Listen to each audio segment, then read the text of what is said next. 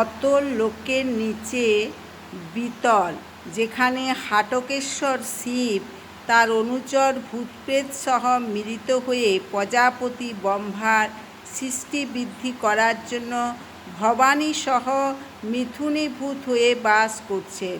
হরগৌরীর বীর্য থেকে হাটকী নামক নদী বিতল থেকে প্রবাহিত হচ্ছে।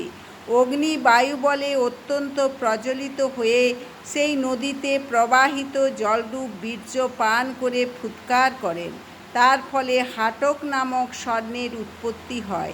সেই গহলোকের অসুর এবং অসুরীরা সেই হাটক স্বর্ণ নির্মিত ভূষণ পরিধান করে মহাসুখে বাস করেন।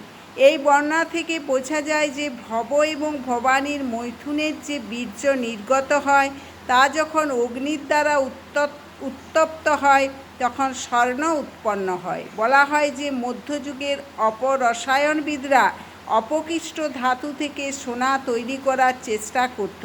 শ্রীল সনাতন গোস্বামীও বলেছেন যে কাঁসা আদি অপকৃষ্ট ধাতু যখন পারদের দ্বারা বিশেষভাবে জারিত হয় তখন তা সোনায় পরিণত হয়।